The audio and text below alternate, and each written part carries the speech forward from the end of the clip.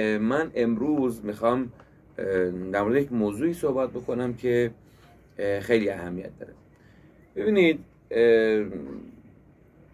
ما اگر که بخوایم بریم سراغ ادیان، خب میبینیم که هر دینی یک عنصر خیلی مهم داره، یک عنصری که انگار خیلی براش حیثیتیه، انگار خیلی براش مهمه. اما اینو باید بشناسیم، خب اینو باید درکش بکنیم. حالا اینکه در هنگام پیدایشش چنین وضعیتی داشته یا به مرور زمان به این عنصر رسیده، اینا متفاوته. یعنی ممکنه یک دینی باشه که این عنصر اصلیش زمان ظهورش نبوده، مثلا قرنها بعد اینطوری شده. همه اینا امکان داره. اما اون دریافتی که من شخصا دارم از این قضیه میکنم، یک دریافت خودمو دارم میگم و حالا میگم و شما میتونین بپذیرین و میتونین نپذیرین. ببینید، مثلا توی یهودیت مهمترین عنصر به نظرتون چیه؟ مهمترین اصل چیه؟ چه چیزی توی یهودیت از همه چیز مهمتره؟ چه چیزی در یهودیت انقدر اهمیت داره که میتونه در مقابل بقیه ارزش ها قرار بگیره؟ یعنی حتی ارزش ها خودشونو با این مطابقت بدن و ارزش ها وقتی با این قضیه مواجه میشن مجبور بشن خودشونو باز تعریف بکنن. من حس میکنم مهمترین مسئله که توی یهودیت اهمیت داره خون توی یهودیت خیلی مهمه. ببینید، نژاد، اون اصلا از داستان از بنی اسرائیل شروع میشه. داستان از تعصبی شروع میشه که موسی روی قوم خودش داره.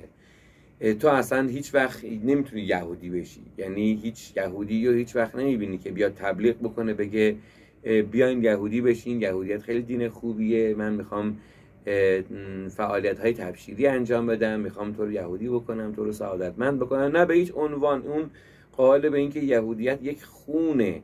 تو هیچ وقت نمیتونی اگر از فرزندان بنی اسرائیل نیستی یهودی بشی، یا برعکس اگر که از فرزندان بنی اسرائیل هستی به هیچ عنوان نمیتونی از یهودیت بری بیرون. میتونی دست تو نیست، این خونته، این ژنته، این ژنتیکته، این تاریخته، هیستوریته، همه چیز تو این دینه. بنابراین خون خیلی اهمیت داره و اون ارتباط فامیلی. حالا اگر یهودیت قرار باشه یه روز تبلیغات دینی بکنه، هیچ وقت تبلیغاتش به این منظور نیست که کسی رو وارد دین خودش بکنه. به این منظوره که بخواد بگه آقا من مثلا دین خطرناکی نیستم، ما هم آدمای خوبی هستیم، ما هم اهل تعاملی، ما اهل سازندگی هستیم. در این حد ممکنه تو ببینی تبلیغاتی ازشون وجود داشته باشه که صرفا بخوان ساید خودشونو سفید بکنن. یعنی بیشتر توی این زمینه ممکنه که توی سینما اثری تولید بشه، توی این زمینه ممکنه که کتابی نوشته بشه، توی این زمینه ممکنه سخنرانی کرده بشه. شما همین حالت رو به نظر من اگر بخوای بیای توی مسیحیت بگردی و ببینی که توی مسیحیت چه چیزی از همه چیز اهمیت داره، ببین ممکنه چیزای دیگه‌ای به ذهن شما بزنه. اون برداشتی که من دارم ازش میکنم و دارم بهتون میگم. ببین توی مسیحیت اون چیزی که خیلی نبوغ داره و خیلی خودشون نشون میده، برای منی که توی ایران هستم، برای منی که اینجا هستم، توی مسیحیت اون چیزی که یک کلیدواژه خیلی مهمه به نظر من موسیقیه. موسیقی تو مسیحیت خیلی مهمه. شما ببینید اصلا مسیح یک شخصیت خیلی رقیق داره، یک شخصیتی داره که انگار سعی میکنه که در یک فضای ابری قرار بگیره بین الوهیت و بین تجسد. دقیقاً حالتی که موسیقی داره. موسیقی حالتی داره بین گفتار و ایده، نه کلمه است و نه ایده صرفه. شما وقتی وارد یک کلیسا میشین، مهمترین اصل در یک کلیسا موسیقیه. یعنی مراسمی که برگزار میشه، موسیقی که اونجا نواخته میشه، مدلی که آدم ها دارن نگوه به قول معروف کن نکشیمون تو. یه لحظه صبر کنی.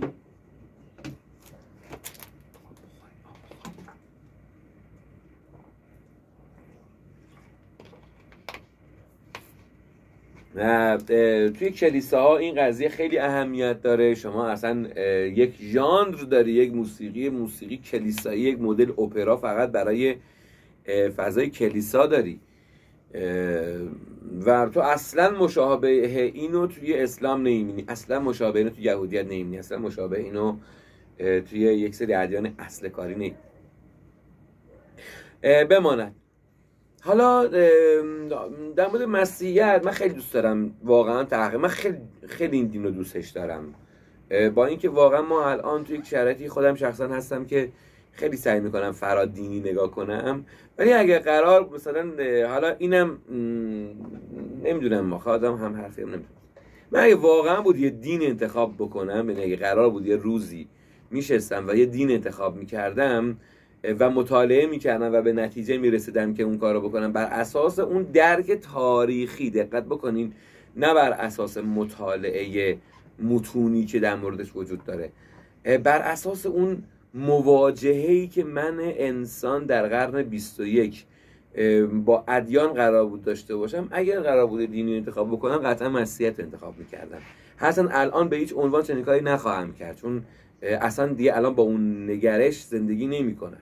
ولی خب خیلی قشنگه، به نظر من خیلی وایب خوبی داره، حس خوبی داره. صرفا من کاری به آموزه‌هاش ندارم. ممکنه که مثلا یکی بگه آقا تحریف شده، یکی بگه آقا خیلی مزخرفه، یکی بگه افتضاح. اوکی، نه من وایب خوبی ازش میگیرم. همچین من کلا دین رو به خاطر وایبش دوست دارم، چون سعی میکنم که مسیر شخصی خودم رو با عقل خودم تشخیص بدم، یا هر دینی هم که میخونم واقعا میخونم که ببینم تو چیز آموزنده‌ای داره که بتونم ازش استفاده کنم. حس رو بیشتر دارم. یا حالا خیلی اینجا نه بحث فلسفیه، بحث معرفت شناسی هیچی نیست. بماند وارد اسلام که میشیم، چون این بحث خیلی مهمه برای خودم، چون میتونه مبنای یه سری مباحث قرار بگیره. ببین ما وارد اسلام که میشیم، اون اسلامی که من ایرانی و من شیعه شناختم، نه این که بگم حقیقت اون اسلام چیه. ما از نظر من واقعا اینجا معتقدم به این که حقیقت مطلقی وجود نداره. همه ما یک درکی و یک مواجهی و یک شناختی داریم از اون ابژه‌ای که باش مواجه میشیم. قطعا درکی که من از اسلام دارم درکی نیست که اون مسیحی از اسلام داره. قطعا منی که توی ایران زندگی میکنم از اسلام دارم درکی نیست که اون فردی که توی عربستان از اسلام داشته باشه. 1001 متغیر وجود داره تا درک من ازش متفاوت باشه. حالا اینکه حقیقت ذاتش چیه، یه مقداری اینجا طبیعتاً کانتی میشم و معتقدم که ممکنه نومنی براش وجود داشته باشه، ولی این حداقل برای منی دسترسی وجود نداره که بفهمم که حقیقتش به چه صورت بوده. مشتری وایساده داره اودا رو نگاه میکنه.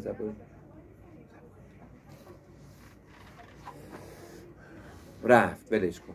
خب ببین، من اون چیزی که حس میکنم از اسلام اینه که عنصر اصلی در اسلام شمشیره. شمشیر خیلی تو اسلام مهمه.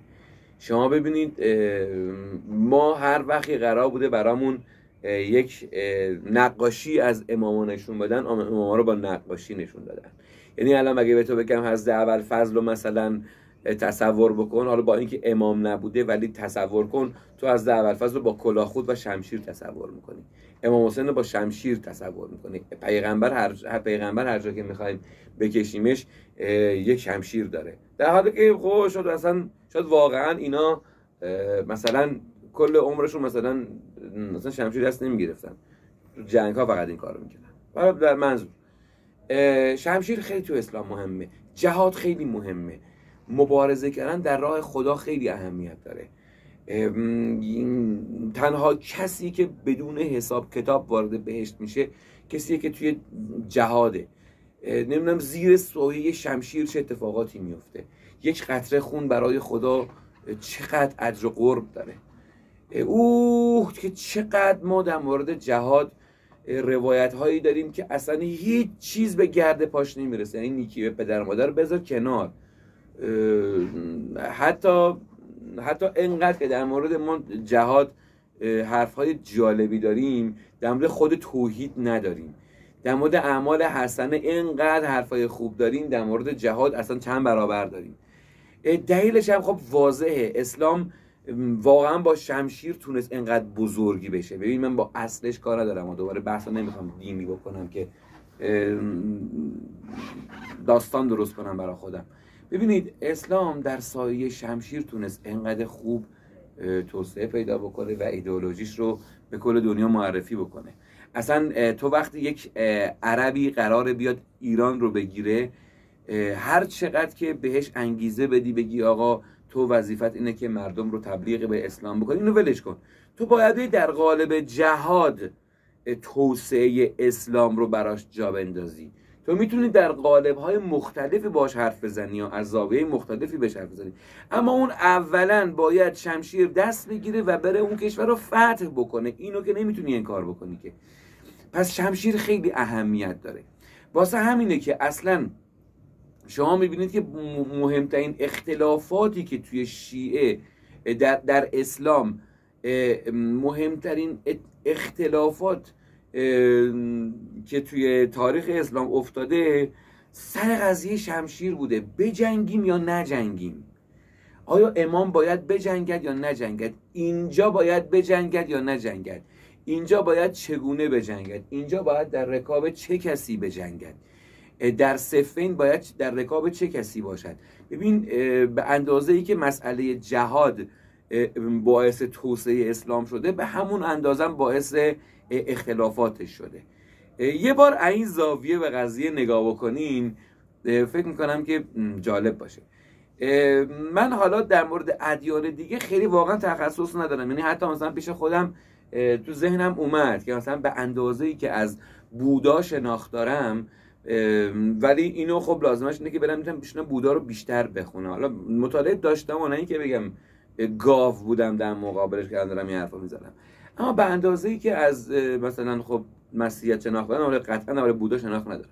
اما من حس می‌کنم همین عنصر اصلی توی بودا خاکه و توی بودا خاک خیلی مهمه، چون رشد خیلی مهمه. رشد در بستر خاک اتفاق میفته و خاک تنها مادریه و تنها زمینیه و تنها بستریه که همه چیز بهش برمیگرده و این چرخه سمساره و این تناسخ داره به میزبانی خاک اتفاق میفته. آب وقتی که میخواد برگرده میره آسمون و برمیگرده داخل خاک و آنالیز میشه، حالا یا تبدیل به هر چیزی که میخواد بشه. انسان وقتی که میخواد برگرده به این دنیا باید به خاک برگرده. خیلی چیزها باید به خاک خیلی تو بودا اهمیت داره و تنها کسی که به مقام رستگاری یا نیروانا میرسه کسیه که از اسارت این خاک نجات پیدا میکنه و بالا میره، هرچند آخر دوباره جسمش به خاک برمیگرده.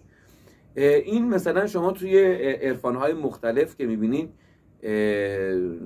عرضم به خدمتتون که میبینین که این عنصر توی بودا چه چیزیه. این عنصر توی اوشو خیلی جالبه. توی اوشو، در عرفان اوشو که من خیلی دوستش دارم و میخونمش، مهمترین عنصر اصلی در اوشو میل جنسیه و سکسه و نه فقط سکس، اساسا سرخوشی. ولی خود اوشو معتقده که سکس یکی از، شاید بشه گفت، حالا این عبارتش یادم نمیاد الان، اما عمیق ترین حالت، یا میشه گفت که اون بهترین حالتیه که یک انسان از لذت‌های دنیوی، حتی مفهوم فراآگاهی رو و مفهوم فرازمان بودن رو میگه بهترین جایی که میتونیم تجربهش بکنیم توی سکس میتونیم تجربهش بکنیم.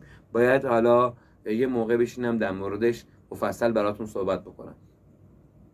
و تمرکزش روی بحث حیای جنسی زیاد میره، بحثش در مورد اینکه ما موظفیم به اینکه لذت ببریم از زندگی و خب در مورد مفهوم لذت خیلی صحبت میکنه تا اونجایی که من یاد گرفتم. یا حتی مثلا شما سراغ عرفان حلقه که میرین و من عرفان حلقه رو خوندم، مطالعه کردم، جلساتی داشتم، پیگیری هایی کردم و اصلا نمیگم که حقه یا باطله، چون واقعا در اون مقام نیستم و هر کس که بر اساس 4 تا مقاله و 4 تا مصاحبه و 4 تا صحبتی که از آقای طاهری یا از شاگرداش شنیده بیاد بگه آقا نمیدونم باطله و اینا، به نظر من اینا دریوری محضه که ما اینقدر راحت بخوایم یک گرایش رو باطل بکنیم. اما یه چیزی که من در مورد عرفان حلقه فهمیدم که اینا در موردش صحبت میکنم بعدن، اینه که عرفان حلقه خیلی خطرناکه، خیلی خطرناکه. این خطرناک بودن من به معنای این نیست که بگم حق نداریم بریم سمتش، نه، خیلی حساسه، دست روی یک نقطه حساسی میذاره که ماها اصلا هیچ شناختی نسبت به اون حوزه نداریم و هر لحظه ممکنه تمام حیثیت خودمون رو از دست بدیم. بنابراین اگر کسی میخواد وارد این زمینه بشه، باید حتما با کسی وارد این زمینه بشه که مطمئن باشه و ایمان داشته باشه به اینکه اون آدم تو این زمینه مجتهد داره. سلام خانم، اینا بازشونو دارم، اگه میخوایم بهتون بدم که بوهاشونو ببینید به چه صورت.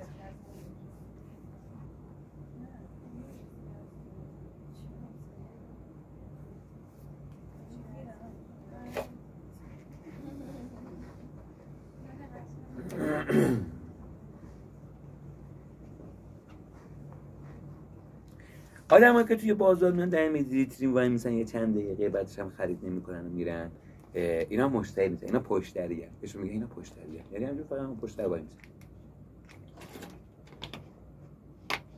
چون عرفان حلقه میگفتم خیلی فضای خطرناکیه، من تجربهش کردم، رفتم دیدم، همش تحقیق کردم. این که میگم خطرناکه باز بگم نه معنی این که چیز بدیه، نه، چون اصلا در حد نیستم که بخوام چیزی رو بگم بده یا خوبه. خیلی حساس، خیلی پا گذاشتن توی یک مسیریه که واقعا باید اون فردی رو که به حلقش وصل میشی و قراره که این مسیر رو بری، این مطمئن باشی که این کار است. چرا؟ به خاطر اون عنصر اصلی است. شاید از نظر من عنصر اصلی توی عرفان حلقه انرژیه. خب انرژی های مثبت، انرژی های منفی، مسئله فرکانس، مسئله سیگنال ها، مسئله هم اون اتصالی که برقرار میشه. ما داریم بر اساس ماشین، با سوار بر ماشین انرژی میریم جلو. ببین در اسلام ما سوار بر ماشین شمشیر یه سری اتفاقات میفته، اونجا سوار بر ماشین خون اتفاقات میفته. در مسیحیت موسیقی کولاک میکنه و خیلی تلاش میکنه که اون زیبایی مراسم معنوی خودش رو با موسیقی و با ماشین موسیقی تو رو پیش ببره. در عرفان حلقه از طریق انرژی این اتفاقات میفته و انرژی واقعا یک حوزه‌ایه که ما در موردش اونقدر شناخت نداریم و همه کس نمیتونه ادعا بکنه که من بلدم و این مسیر رو میتونم برم. به هر حال اینا یه بحثاییه که بعدا باید مفصلا در موردشون صحبت بکنیم. من سهراب ابراهیمی تلاش میکنم که از زاویه هایی که خودم به زندگی نگاه میکنم بیام اینجا صحبت بکنم و همه ی حرف هام جنبه توصیفی داره. هیچ دیدگاهی رو تایید نمی کنم، هیچ دیدگاهی رو رد نمی کنم. ممکنه تو اون لحظه مثلا حالا یک ایده یا یک نظری به ذهنم بزنه، اما در مجموع تلاش میکنم که روایتگر یک سری شرایط باشم و یا دیدگاه ها رو بیام بگم. اینو گفتم که یادتون باشه من توی مغازه گالری شمع خودم هستم. هر لحظه ممکنه مشتری بیاد، هر لحظه ممکنه حواسم پرت بشه و سعی میکنم که خیلی استانداردها رو رعایت نکنم که کار برای خودم سخت نکنم، چون اگه بخوام یک کمالگرایی داشته باشم قطعا من آدمی نیستم که پشت کار داشته باشم برای اینکه بخوام یک مجموعه خیلی شسته رفته آماده بکنم. به هر حال خیلی خوشحالم که تونستم جلسه اولمو حرفامو بزنم. من خیلی ایده تو ذهنم میاد، خیلی حرفا میاد که باید در موردشون صحبت بکنم، چون متاسفانه یا خوشبختانه بر اساس مطالعاتی که داشتم شخصیت من یک سه وجهی شده. یعنی من همواره بین مسائل دینی، مسائل فلسفی و مسائل هنری توی این مثلث همیشه در حال رفت و اومدم، روزانه بهش فکر میکنم. اگر قرار باشه مطالعه بکنم توی یکی از این سه حوزه مطالعه میکنم. اگر قرار باشه با آدمی حرف بزنم در مورد یکی از این سه زمینه یا ترکیبی از این سه زمینه با آدم ها حرف میزنم. خواب ببینم توی یکی از این سه تا زمینه خواب میبینم. حسرتی داشته باشم در یکی از این سه تا حوزه حسرت دارم. طبیعتا من شخصیتم سه وجهی شده. شاید در یک زمینش ادعایی نتونم واقعا داشته باشم که متخصصم، که هیچ ادعایی ندارم، ولی به هر حال تلاش میکنم که عمو جان دست نزن، تلاش میکنم که بتونم توی این سه تا حوزه و دیدگاهی که میتونم از این سه زمینه داشته باشم با شما صحبت بکنم. برای جلسه اولم کافیه، سعی میکنم 20-25 دقیقه‌ای باشه که خیلی هم خسته نشین. مرسی که تا اینجای کار با من بودین. یه لحظه من گوشیم زنگ خورد، ببینم الان قطع شده مکالمه.